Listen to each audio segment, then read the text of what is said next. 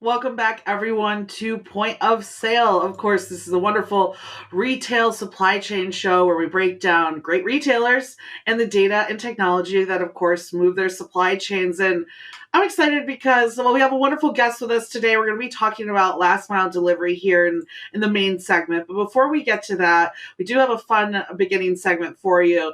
And before we get to that, actually, call to action for everyone watching this. If you are not a part of our point of sale community, it's time to do so. So head to freightwaves.com/POS in order to sign up for the point of sale newsletter, which you'll get every Monday as part of our community as well. And then, of course, with that, we have a new episode of this wonderful show every single week for you. You can check it out, of course, on FreightWaves TV, like you are right now, or you can see episodes on YouTube, or, of course, anywhere you listen to podcasts as well. And if you're listening to the podcast versions or you're on YouTube, make sure you like and subscribe those episodes so you get notified of new ones down the line too. So past that, I'm excited today because we're going to be talking about, well, something I'm kind of obsessed with. As of course, a girl growing up with dolls, one of my favorite all-time gifts. And of course, even to this day, I do actually collect some books and just like random Barbies as well. As there we go, I gave it up. We're talking Barbies today. And we're not talking about the actual physical Barbies or the retail supply chain of Barbies itself. I want to actually talk about the color. Barbie pink. Now, everyone knows the new Barbie movie is coming out here next month. Super excited. All-star cast. A whole different genre of Barbies in there as well. I'm super excited. It's going to be really, really good. I think we've all been kind of waiting for this, especially us women out there for this movie here for about a year now. But what's very interesting is it came out about a week and a half ago that during the production of the movie, the world, not just like the United States, the world ran out of Barbie pink paint. That's right. The whole movie set, because if we can bring up a few pictures of the set, you'll see right here, like this is the reason why we ran out of the color. They used this color paint for the whole production, and they used literally all of the world's supply of Barbie pink paint in order to pull it off. Now, for all you color enthusiasts out there, it's actually magenta type pink. It's 87% crimson, about 13% green, and 54% blue, which, yeah, there we go. That adds up, right? I'm like, what? But so they mix those three colors together, crimson, green, and blue, in order to make this shade. Now, there's actually a company right behind making this shade as well, and it's called Roscoe, Rosco, Roscoe Paint. They're known for supplying the film industry with their paint as well.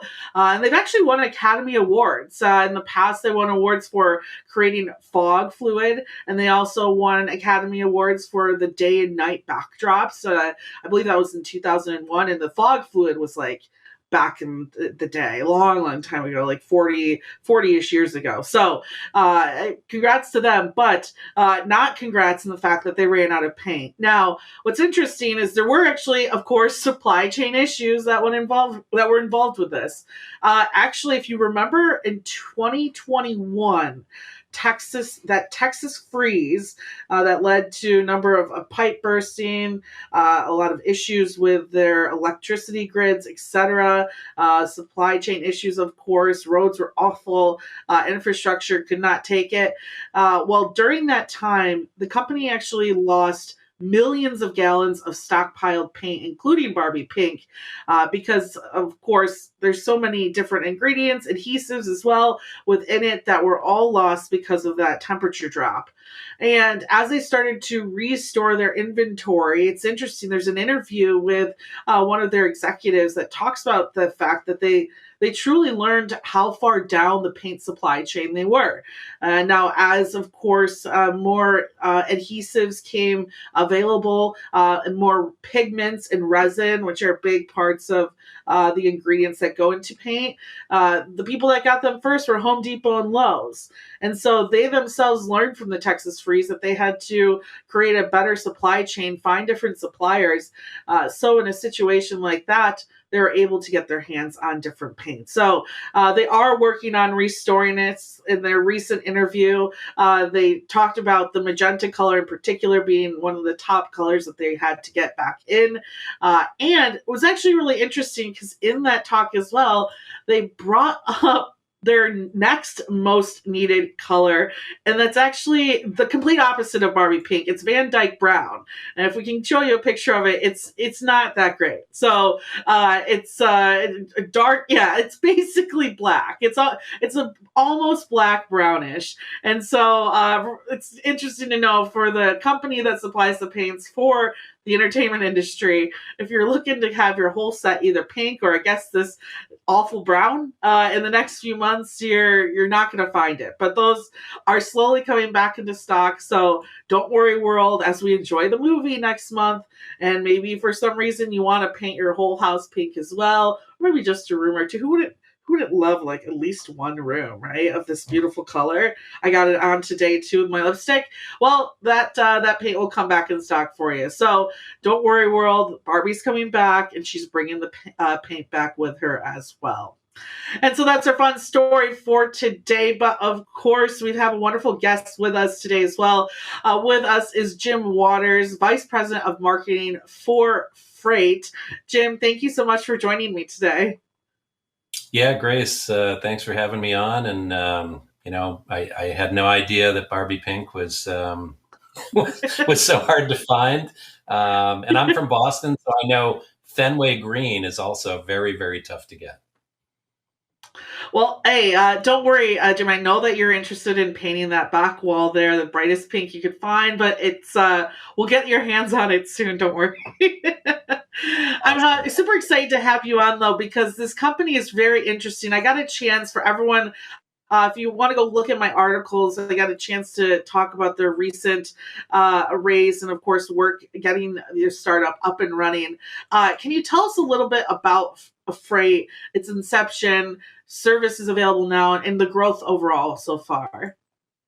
Yeah, so Frayt started around circa 2016. A 20-second story of how it got started was one of the co-founders was in a flooring store, who shall remain nameless, and picking out the flooring, thinking, I'm going to have this in the next day or 2 days, and upon checkout, he found out that they could deliver within 3 or 4 miles within the next 5 to 7 business days. And he said, "You got to be kidding me! I mean, I was going to install this tomorrow or the next day." He said, "Is there any way I can pick it up?" And they said, "No, we have to have it delivered. We have our own drivers. Unfortunately, there's a lot for them to do, so they'll get to you within the next 5 to 7 business days." And he said, "There's got to be a better way. There's got to be a better last mile solution." And that's where Frayt was founded. And that was founded back in, circa 2016 in Cincinnati, Ohio. Since then, Frayt has grown from, 1 or 2 folks. Now we're at about around 40 folks, headquartered again in Cincinnati. But we have 50 geolocations with just over 15,000 drivers. And, the company is a last mile on-demand platform. So shippers or local retail stores can log on and have a driver at their door in under 59 minutes, and we can supply them with anywhere from a small car, sedan, all the way up to a 26-foot box truck, with the most professional drivers in the industry.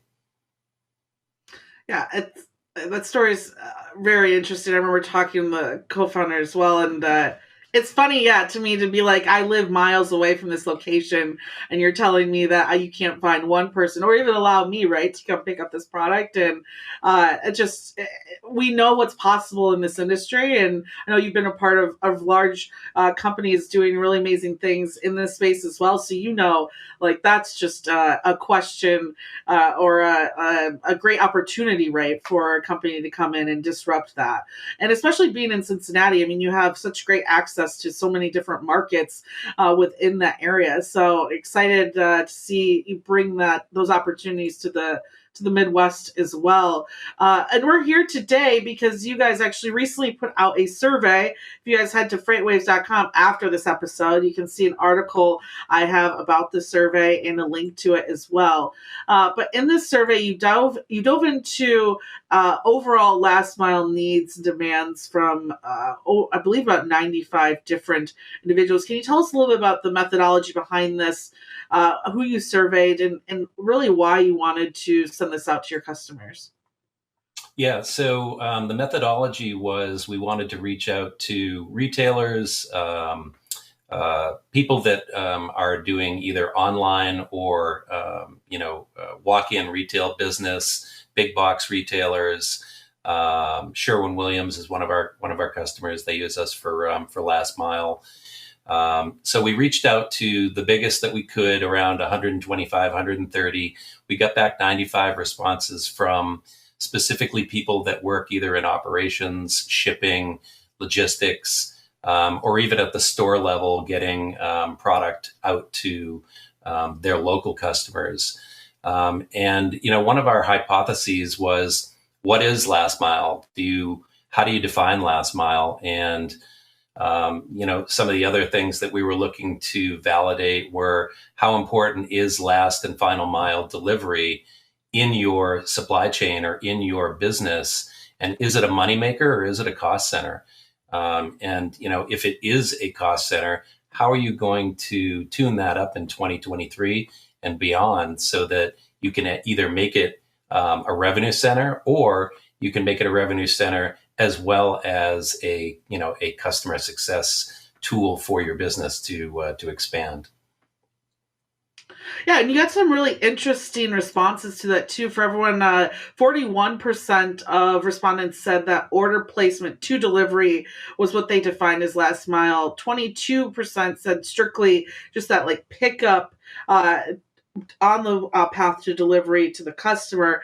And you and I were speaking as well before this, and for myself as well, I really do think it's a possible revenue generator. I mean, for me, I was telling him earlier, like, there's something I was buying from Home Depot, but I could also buy it from Lowe's, and one of them was able to get it to me in one day, and one was going to take two. And knowing how long or what that last mile situation was like is what was the deciding factor for me to even purchase the item.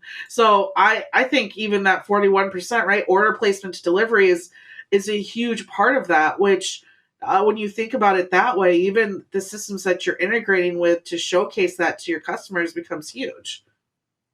Yeah, and that's a great point. That's the Amazon effect, right? So whether people use Amazon or whether they order online from one of the big box retailers, Lowe's, Home Depot, Walmart, Walmart using, of course, the Go Local distribution network that they have built.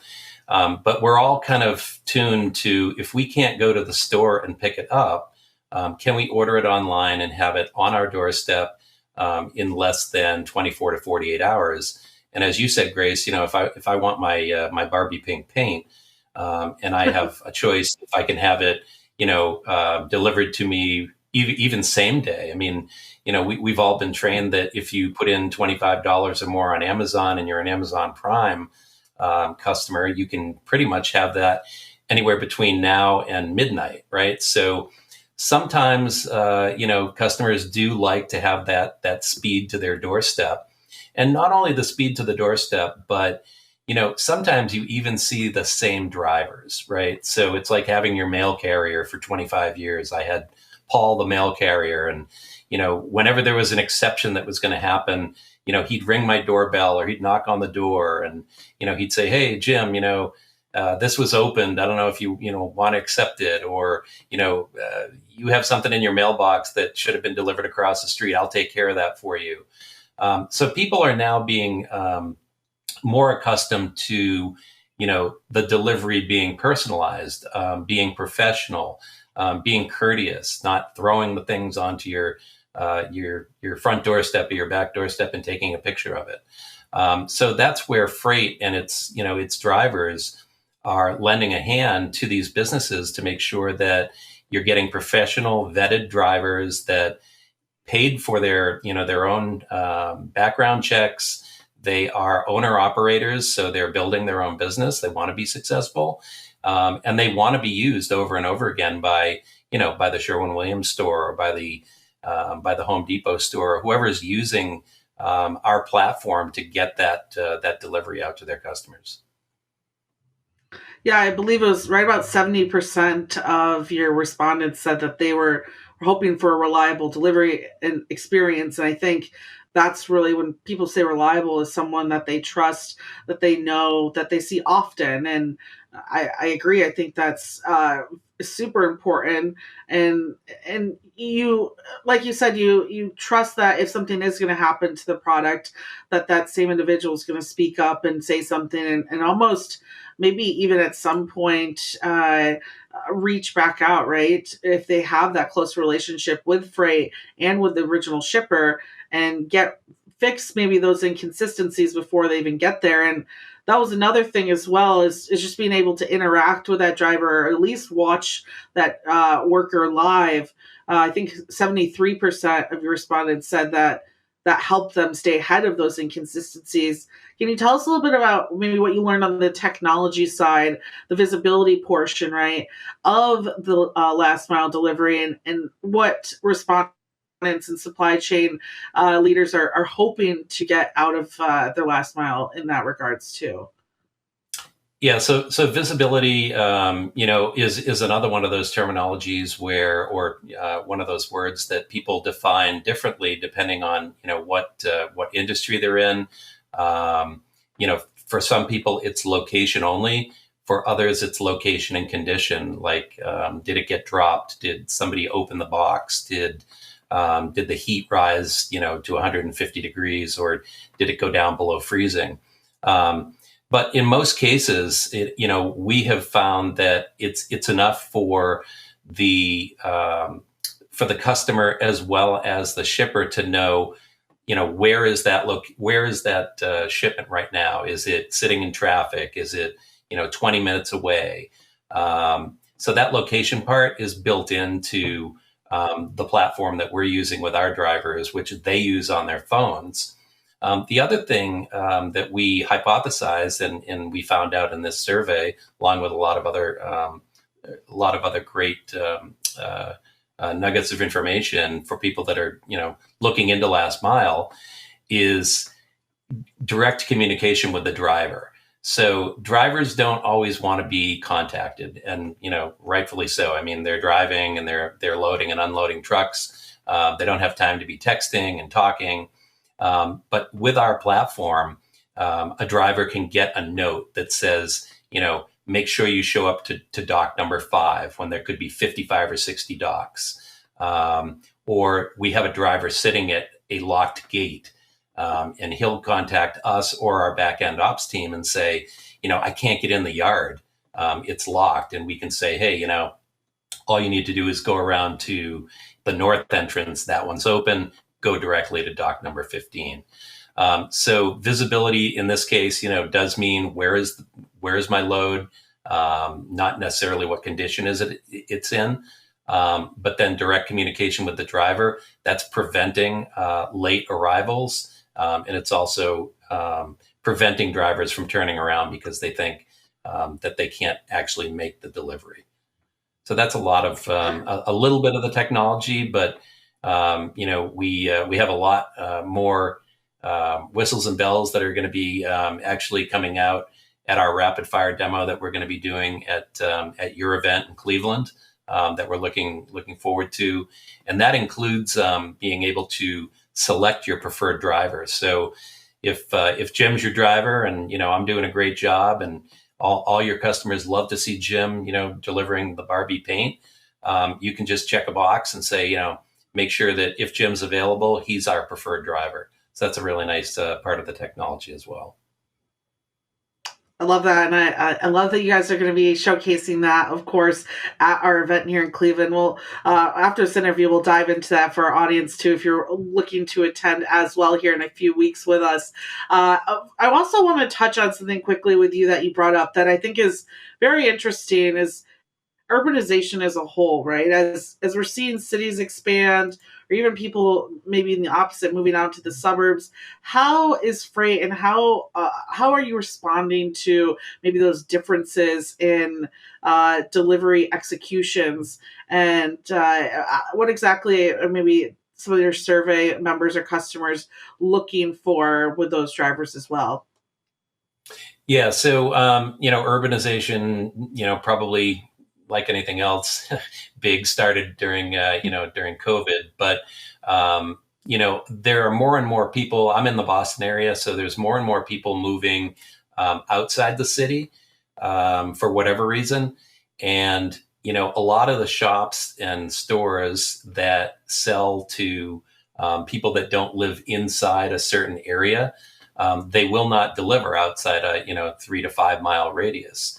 So those types of businesses, no matter what they are, if they're retail or non-retail, paint, tires, even Midas, one of our customers, if they need to go more than 6 or 7 miles, they're calling on Frayt to pick up that delivery, not only because of the cost, but you might not have a driver that's available to do a 30 or 40 mile run, and that's each way, right? So, would you rather take one of your full timers, off the road from doing 7 or 8 or 9 deliveries in one smaller area just to go out and do a 30 mile each way run, or would you rather pay a an owner operator from Frayt to do that one run for you? It's probably going to cost you less in the long run because you're going to be able to use your normal person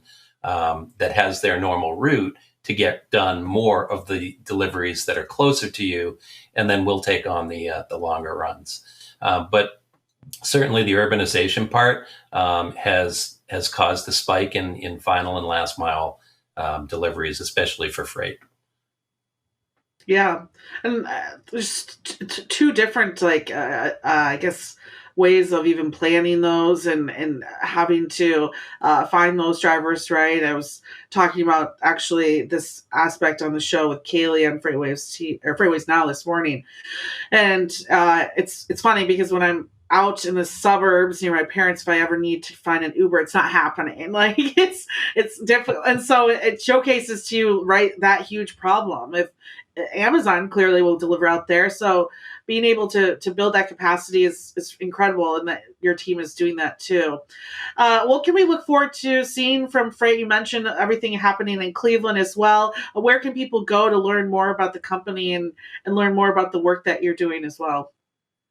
Yeah, so you can, folks can visit us directly at Frayt, Frayt.com.